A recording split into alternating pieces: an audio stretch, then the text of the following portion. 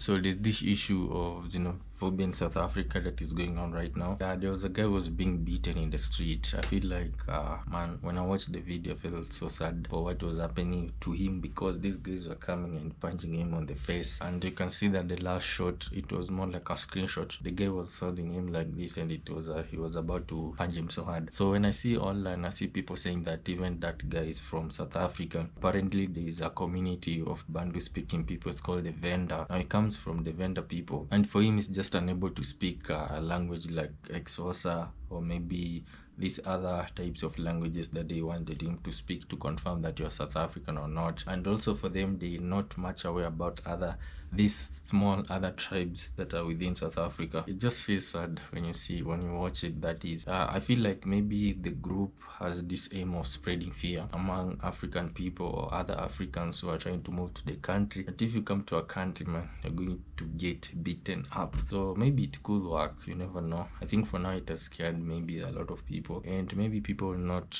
go there anymore like how they want it. And if it works that way, I think they will be okay, because for them, I think they have this issue where they see that the jobs are being taken by foreigners, and I guess sometimes it makes sense if maybe employers are employing foreigners instead of taking people from around or within. But again, it comes to the question of maybe for them they are maybe unwilling to work maybe at that price or at that amount of money. I never know. But for me, I don't really know the situation on the ground in that country, like what is forcing them to go on the streets and do this to others. But I feel like it has to do a lot with unemployment issue, and the unemployment issue is just something which is growing, like it's getting bigger or getting out of control, especially on the African continent. And until it gets to a time where maybe we get to a point where we can be able to manage our resources locally, like can we, after mining resources, maybe we can be able to process them and increase the value, and even maybe make products locally like on the continent to create these jobs. It's gonna be crazy, because if you consider, let's say, I know there are many countries which are doing well.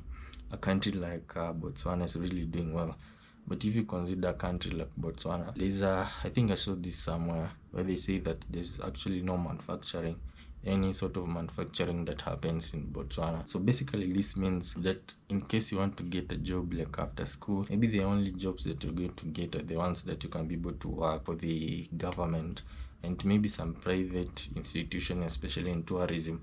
But if you go to these other sectors of manufacturing or anything like that, you won't get a job. And it's the same with other countries like Zimbabwe, even I think Zambia, like countries that have a lot of minerals. But now those minerals, just mine them and then they go to a different country or different continent for processing. So it denies people jobs. And for South Africa, for them, they have a lot of factories, that is, they make steel, they even make vehicles. Some companies have set up plants there to manufacture vehicles, sometimes of course assembly, but also manufacturing vehicles, steel products, like they do a lot of stuff. But again, there are people who are suffering, they don't have jobs or access to some of these jobs, and they really want access to them.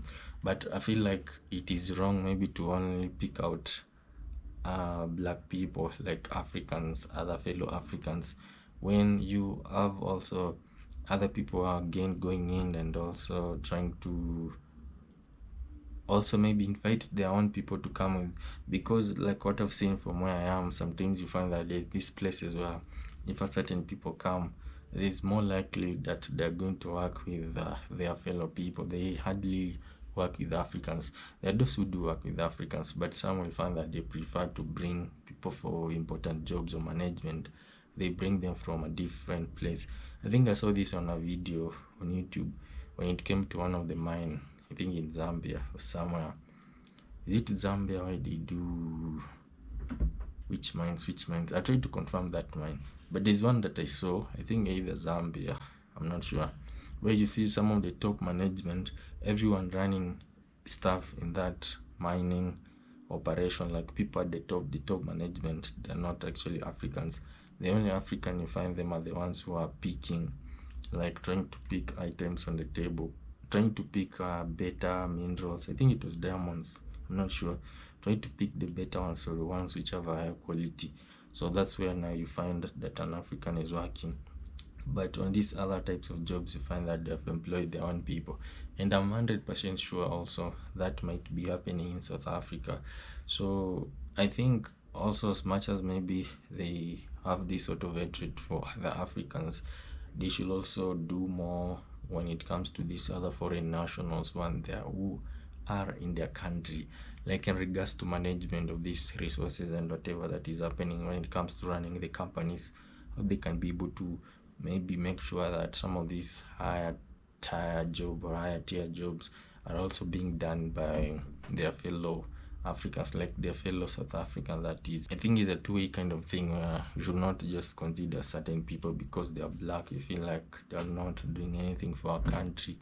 And once you see someone who has a different skin color, you say that for them they are more like they have more money, so it means they're coming to invest into the country. It is a situation which is somehow complicated, and maybe if you're not South African you might not get it, because for us, for others, we just see this thing of unity of people of chocolate skin. Man, when you see the chocolate skin you feel like we should be united.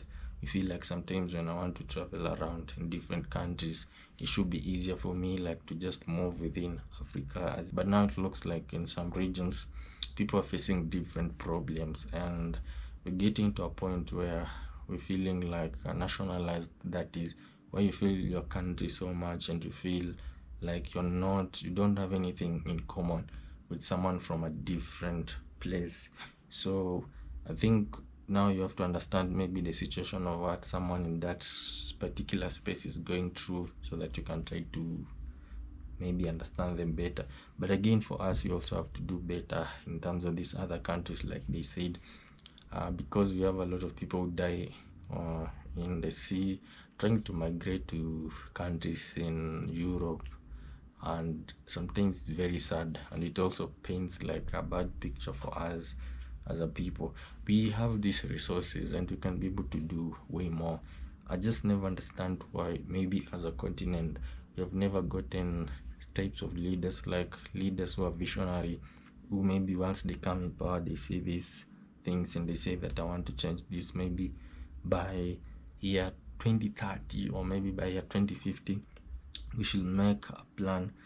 If let's say for now we don't have enough capacity to be able to process some of these minerals locally, why can't us like start saving or start establishing a way that we make sure that by maybe 2035 we are able to do this locally, and then you sit down, you plan some of these things in advance.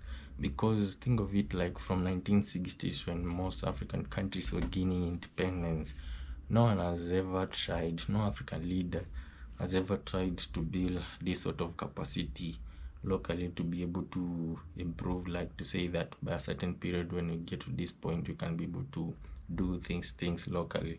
We always say that we lack the capacity, but no one is trying to build that capacity to be able to do that, and it is quite unfortunate, but it is what it is.